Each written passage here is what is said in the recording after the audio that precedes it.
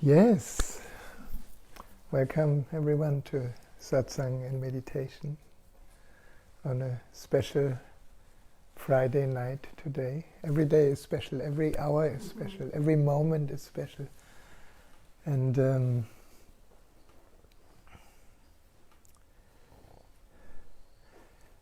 in the last Satsang we started a new series, or let's say we created a break with the Tao Te Ching, which is not the end. We will continue eventually.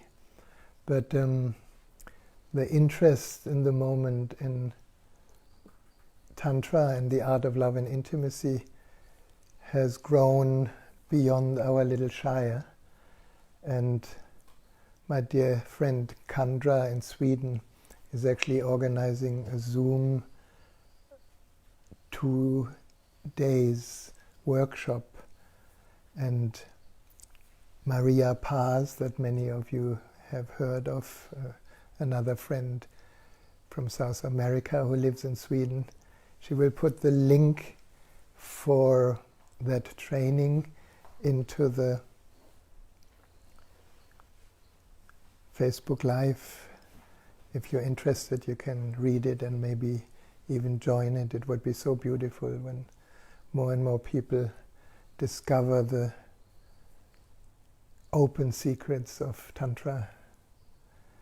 And for that, we got back to my most favorite book, the first book that I ever read from Osho, which was Tantra, the Supreme Understanding, the sharings of Tilopa and his song of Mahamudra. And Melly and I have been listening to it again every morning, or many mornings. And I'm always fascinated that I may have heard or listened to it or read it at least 20 times. And each time I find something more profound, more deep, more mysterious, more enlightening. Do you have that when you read some truth? It's like, I never read this before, and you read it 25 times. And each time your heart says, yes, absolutely yes, wow, how could I not see this? And suddenly, it's more like a reflection of our inner state. Perhaps we begin to see more. The veil that hides the truth gets a little thinner and thinner and thinner. And sometimes the truth is just absolutely clear and out there. And then the veil comes back and we forget. And that's as beautiful, because unless we forget, we cannot remember again. And remembering is so beautiful.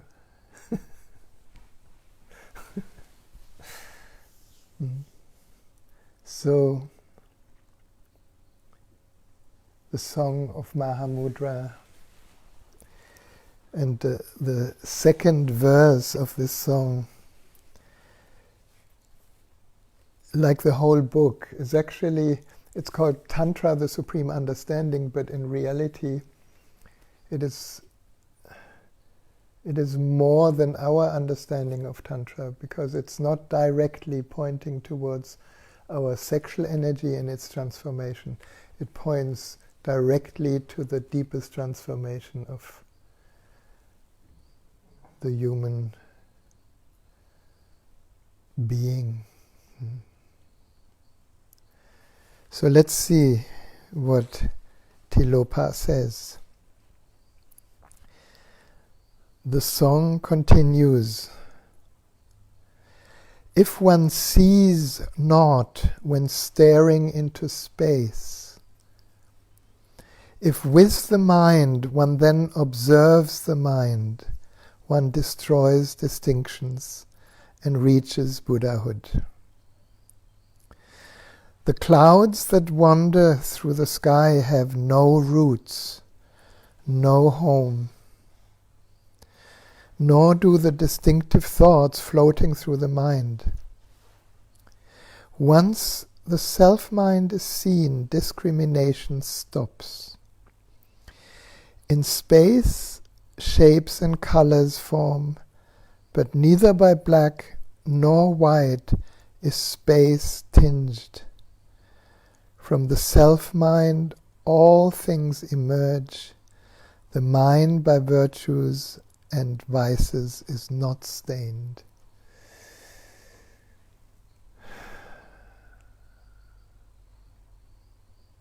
This is in our time right now with COVID and the divisive mind with vaxxers and non-vaxxers and rules that the government gives you and insights that true doctors know about with the right treatment, even if there's no vaccine. There is so much controversy, so much mind of virtue and mind of vices. And both is held in who we are. So Tilopa indicates something that is really, really beautiful and that I would very much recommend, especially, here we have clear skies and in the night, sometimes when there's a moonless night and it's really dark, I recommend a darkness meditation. Either outside, but the stars are quite bright, or inside when it's dark outside and absolutely no light. And Tilopa knew this already. He talked about his own experience. If one sees nothing when staring into space, if with the mind one then observes the mind, one destroys distinctions and reaches Buddhahood. So their mind has two different expressions. One mind that he talks about is that which is aware. And more, I think for many of us, it dawns on us that only that which is aware of all experience is true. When we see truth as an unchanging reality, everything changes except that which is aware. So he says, if then with the mind one then observes the mind, one destroys distinctions. So that witnessing, that awareness that witnesses the mind is of course permeating everything, every thought. We could not express a thought if it would not already been witnessed. By what? By whom? By me. What is the me? By space. Are you with me there? Are you following that? It's such a direct drop from a separate entity idea, from a separate form, into infinite space. And the infinite space that we are holds every thought. If we just get this very, very simple idea or truth, that is the end of fighting with thought. That's the end of arguing. That's the end of conflict. That's the end of division. That's the end of a sense of separate self. Because everything is seen from the infinity. The human mind has given it many names. It calls it God, or calls it consciousness, or calls it awareness, or calls it love, or calls it peace, or calls it many, many names, and no name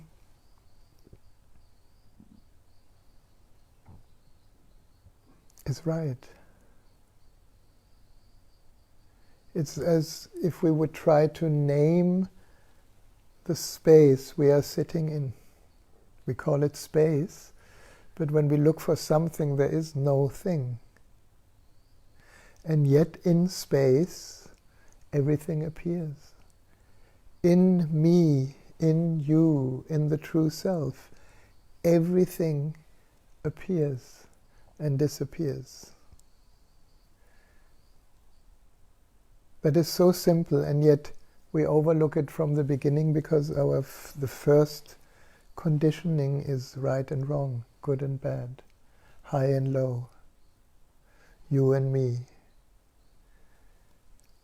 Because mind, the mind with a small m, can only function in duality. Mind is division. The moment we label something, somebody else can label it differently.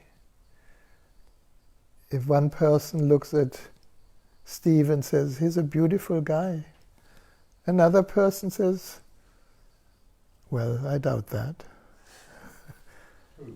He is so uncool. What is true? Nothing is true. Steve is Steve. But even Steve is not true. It's a label on an infinite happening. That reminds me, somebody many years ago asked me, Rahasya, who are you?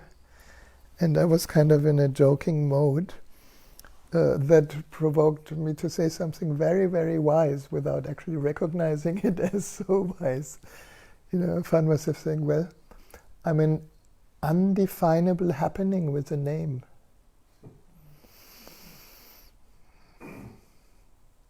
Are we getting that? We are all, everyone, and especially human beings,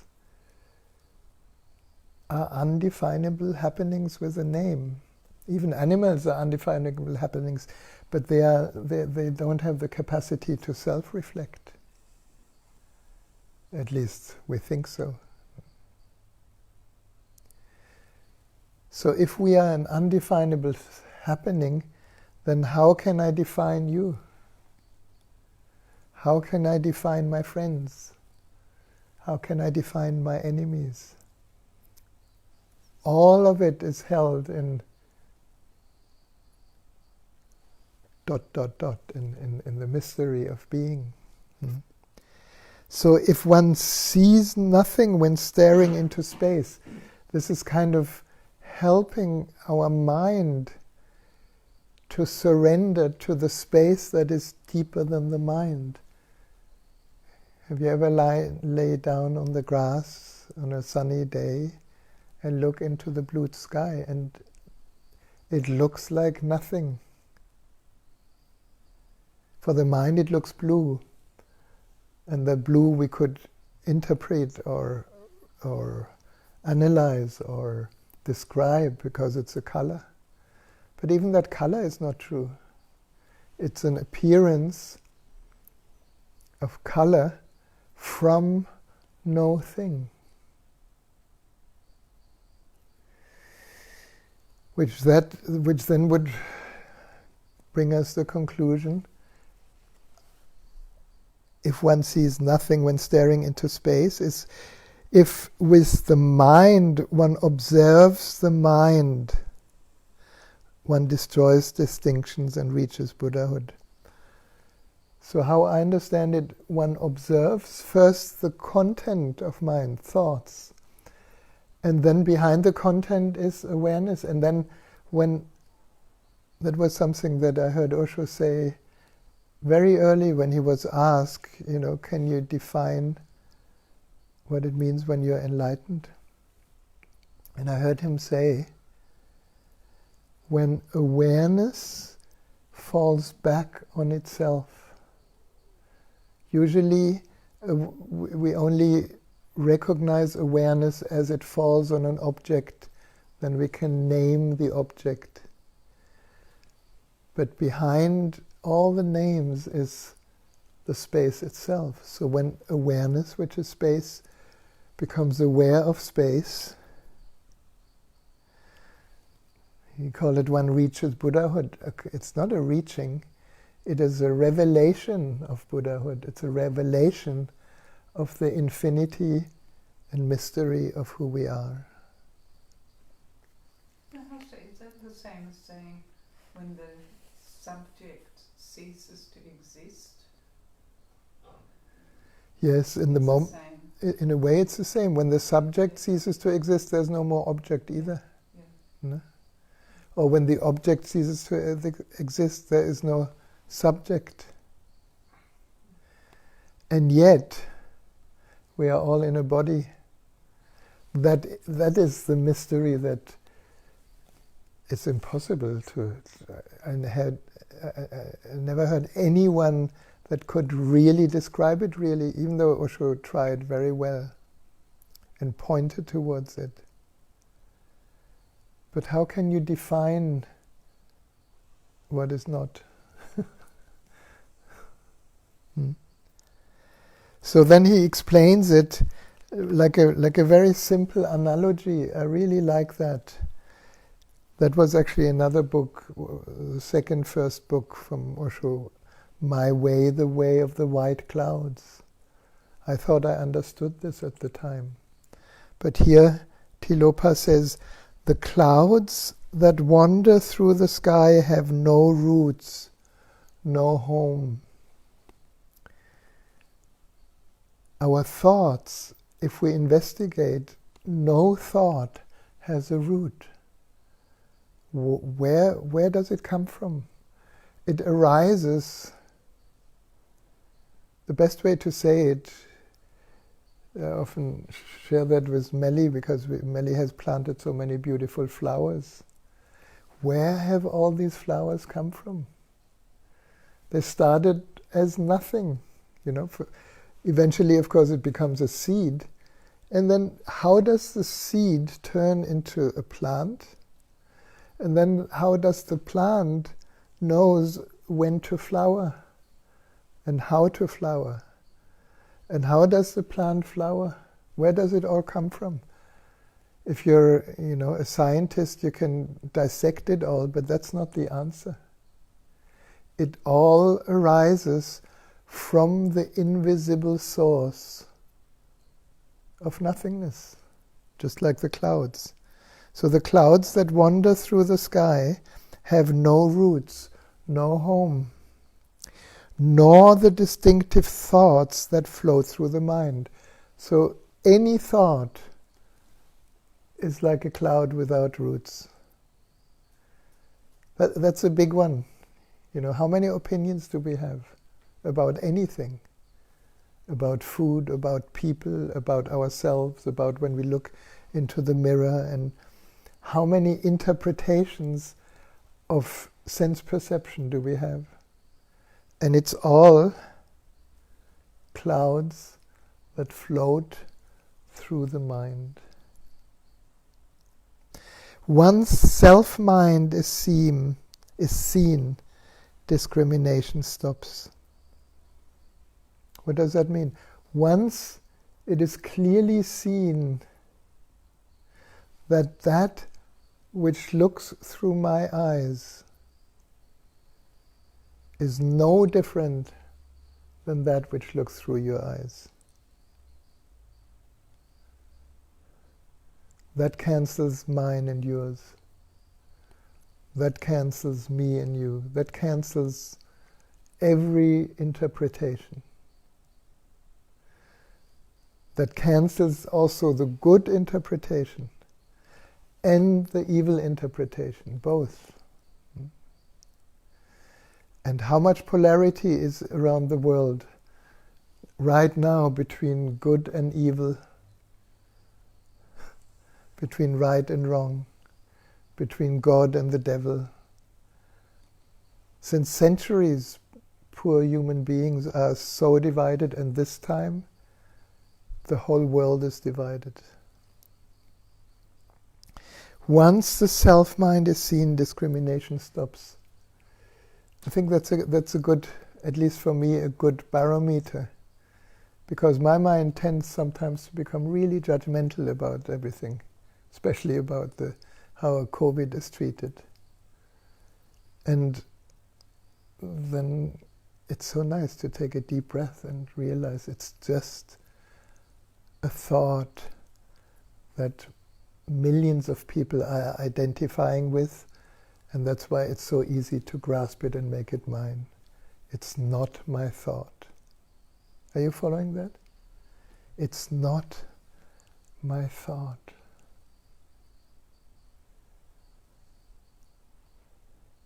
If you look at the reality, of Facebook now, we are on Facebook Live. Who am I talking to? I'm talking to a little plastic thing with a screen. I'm talking to light and shadow. I'm sorry, I don't want to hurt you, the listeners, but that's what it is. No? It appears so real, and we are playing the game of reality, the game of identification, because it's just so alive. It is like that we can experience live.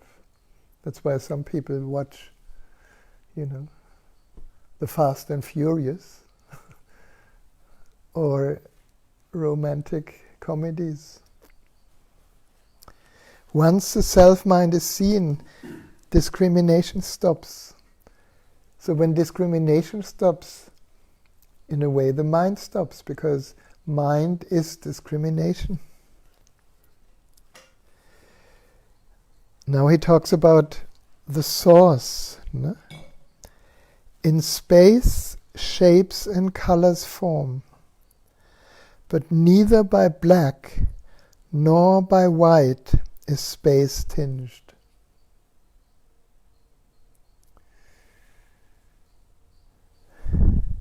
It reminds me of Arasoma.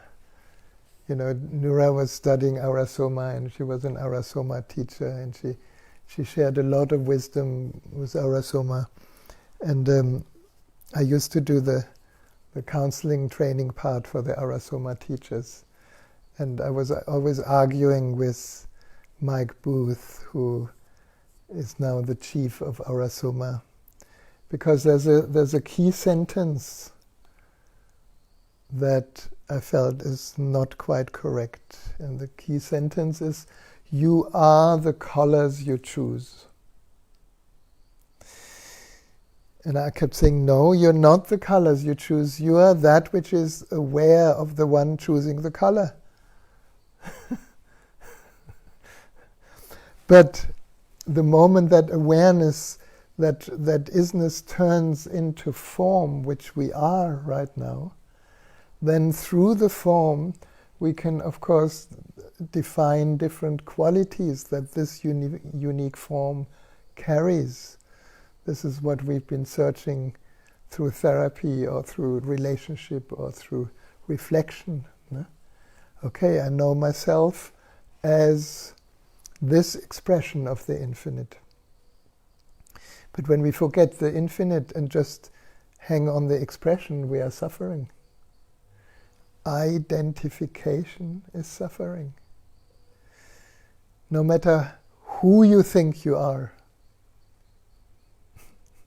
Reminds me of my parents when I did some mischief, and they said, "Who do you think you are?" Did you hear that? Or your relationship partner that upsets you.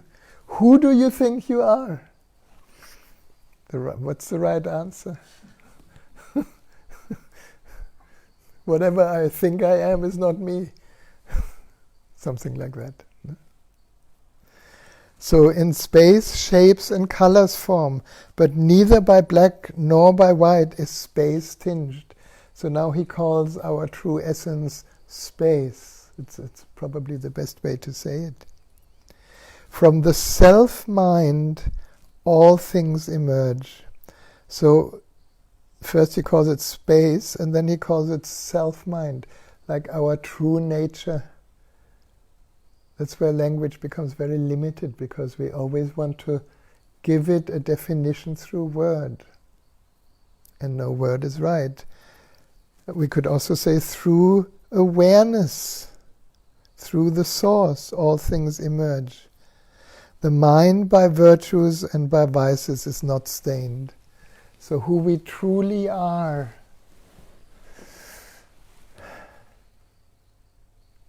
is beyond good and bad, right and wrong, beyond virtue and beyond vice. And I think when that lands, not just in our thought mind, but in our being, then we will be a lot more compassionate towards ourselves. We will be a lot more tender towards this body-mind. We will be more forgiving. We will be more an expression of our true nature. And the closest expression, if you like, esoteric sciences, are our essential qualities that we are all born with. But each expression is unique, just like every flower is unique, every fingerprint is unique, every person is unique. And one model, if you like, of these expressions is the model of the chakras, because through the model of the chakras we can actually recognize our essential qualities.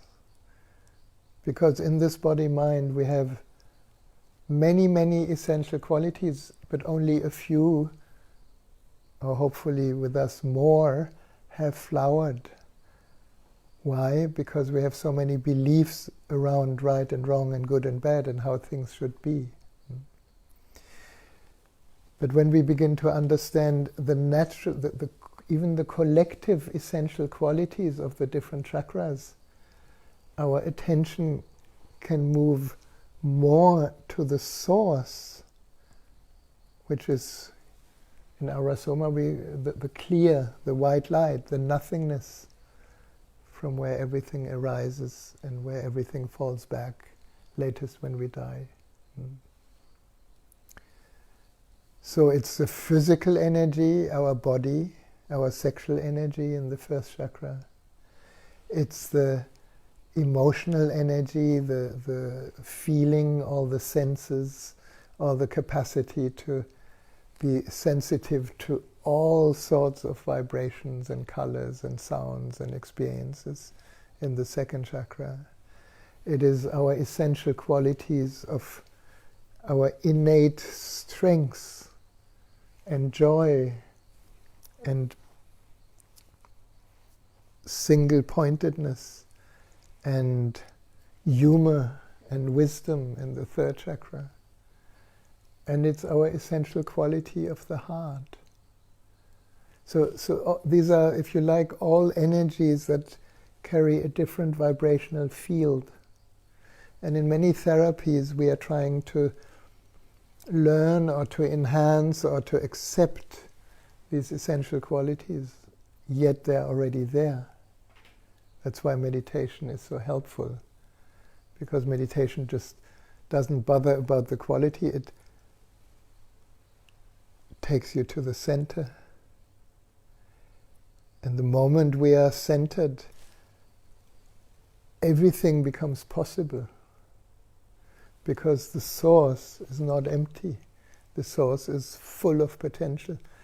Look, we are hanging in this spaceship called Earth in the middle of nothingness, and look what an incredible creation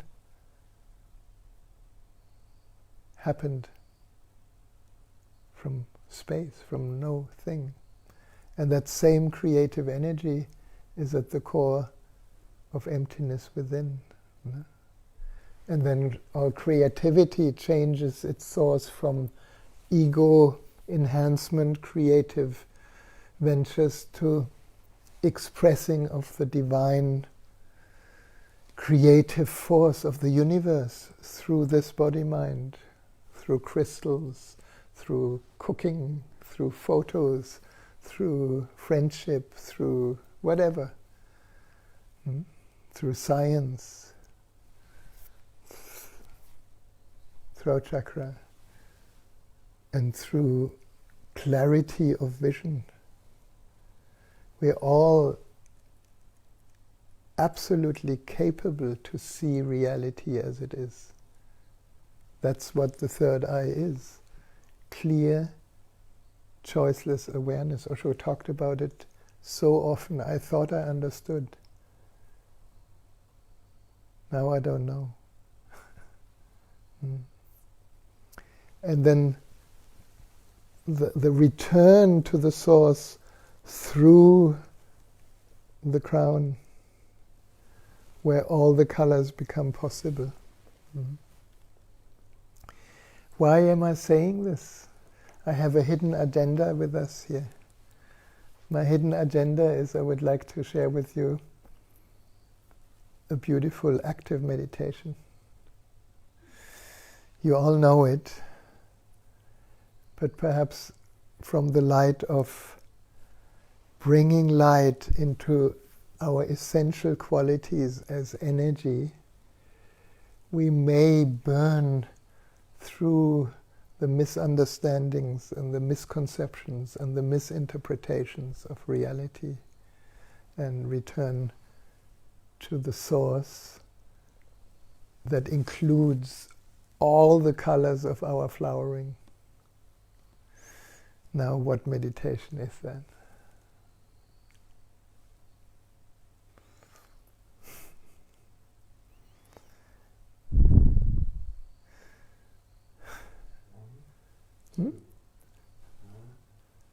Ananda Mandala.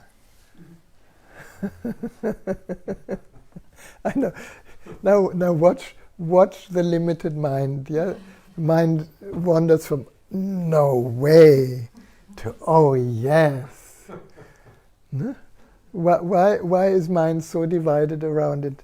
Because mind doesn't want to do, but it wants to do. It only survives through doing. That's the conflict. Now, why I also want to share the Ananda Mandala is because it is a kind of a tantric meditation that is possible to do in couples if you have a partner, and it's possible to do in singles. And to give a little bit of an insight, where Osho talks about in the Tantra vision in the second volume, is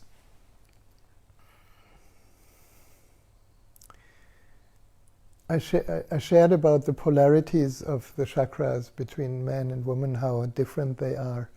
And if you want to know about this more, it's good if you check out one of the I think it's a talk on Tantra where I talk about the polarities. But the polarities between man and woman are actually the polarities within ourselves. Osho calls it the inner marriage. And the inner marriage begins, of course, through the exploration of sex and sexual union with the outer woman as a man and with the outer man as a woman. So the energy flows from the first chakra to the woman, and flows from the second chakra back to the man, and flows from the third chakra back to the woman, and flows from the fourth chakra back to the man, and from the fifth back to the woman, and from the sixth back to the man. And in the seventh, it dissolves in the totality of nothingness. So that's the potential for lovers, that they actually discover their infinity through the movement of energy that is refined more and more. But ultimately, what happens is that the other, the man for the woman and the woman for the man, becomes just a reflection. And the merging is inner. Osho called it the inner marriage, the marriage between the first chakra and the second chakra. And that creates like a union where we are not completely present and full of light yet. He calls it more like it is a union in a sleep state. first and second chakra. That's why there's so much work happening around the first chakra and the second chakra, emotional release and dynamic meditation and a lot of movement through the body and opening to sexual energy. Then when the first marriage has happened, then the energy continues to rise and there's a new marriage between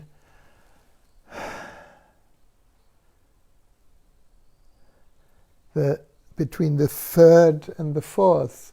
When the third and the fourth marry, that's a huge step. No? Most of the world that is kind of dealing with power trips is hung up in the negativity of the third chakra, negative emotions. This is why when we are angry, we get perhaps physically, dizzy and vomiting. So when the third chakra marries the heart, everything changes. That massive energy that the third chakra is freed gets transformed into love, and that's called the second marriage. And the second marriage, Osho calls it like a dream state. We're not totally asleep, but we're not totally awake yet. It's the love that we have been searching for is kind of, we all have a sense that it's possible, and a few of us have actually experienced it. Yes, I don't need to react and defend when my lover says something. I can let it in, and it turns into love, into compassion, into understanding, into releasing or into healing conflicts without any strategy.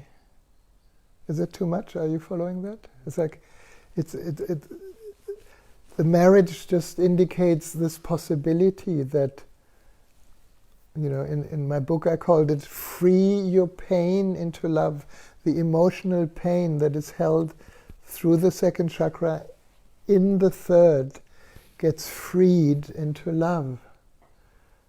And if you have experienced that and penetrated a deep pain within or a deep loss, you will remember, at the core of this deepest experience is silence, is space, is love. And yet Osho still calls it the dream marriage, the sleep marriage, the dream marriage.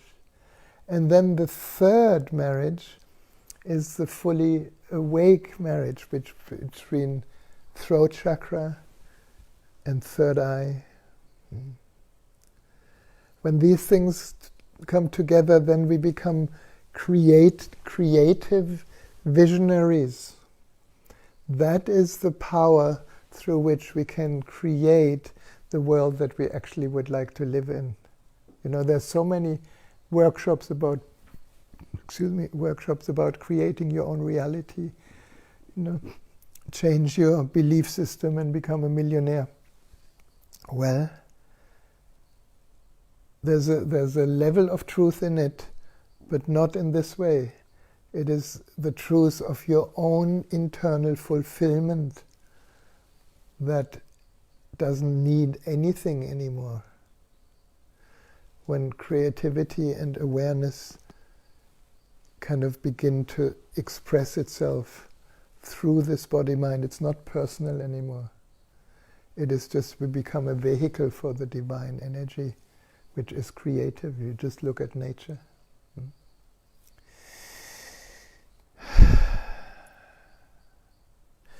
And then, of course, we melt into oneness, or we remember oneness totally. So that is, in a way, the potential of every man-woman relationship. But not only, it's, some of us are not in a relationship, but the same cycle can happen without any outer partner. This is for those of you who are listening who don't have a partner. We can have the same cycle if you want to have an outer reflection through nature. We can have the same cycle through, anything that opens our vision. Nature is probably the best, or through art, or through music, or through dance, through so many creative expressions that do not involve a thought process. So, Ananda Mandala, are you ready for it? I explain it one more time, especially for the new friends who are listening. You will hear a beautiful Indian voice that says 1, 2, 1, 2, 1, 2. When you hear 1, you breathe in. When you hear 2, you breathe out. Let's try this. 1, 2, 1, 2, 1, 2, 1, 2. Very good. At a certain point, he says 2, exhale completely. Then we exhale fully and we hold the breath out. That's important. And he guides us, focus on the Muladhara, the first chakra, perineal region, legs, genitals, first chakra. And he sings the sound of the first chakra. And then you hear 1. Then you breathe in and pull the energy all the way up to the crown. And he sings the sound of the crown, Ogum Satyam Om. And you hold the breath in until you breathe out again through the 2, exhale, and then it starts again, 1, 2, 1, 2, 1, 2. And then the second 2, you focus on the second chakra, the Svadhisthana. And then 1, you focus back on the crown. And then 3, you focus on the third chakra, and so on. We go all the way up. And if you have a sense of the color and the quality of this chakra, it's almost like you watching different colors of the rainbow, different expressions of the one light within you. So in the breathing, we are breathing the central channel of energy, of light. And then in the focusing, we're bringing attention to the different vibrational fields. Why is that so helpful? Because each time when we bring the energy all the way up to the crown, we also bring the energy into the central channel that is always here as an empty space. And then when we reach the crown, with the last 2, we are just sitting. And that's a beautiful sitting. Your whole physical energy will be activated. The energy in your chakras will be activated. Now, for some of us, it's quite a strong energy flow, a strong Kundalini awakening. Don't get lost in the energy phenomenon. Let it happen, but stay with the breath. The breath is the guide. Breathe deeply. It's a very beautiful, very powerful meditation. Yes? It's all mouth. Nose. Unless your nose is blocked, and you can also use the mouth. But it's better through the nose. No? And deep breath. And you don't need to be stiff. You can allow your whole body to breathe. No? When you open your body, let the breath really move through it. Okay, now comes my challenge. I hope I actually have that meditation.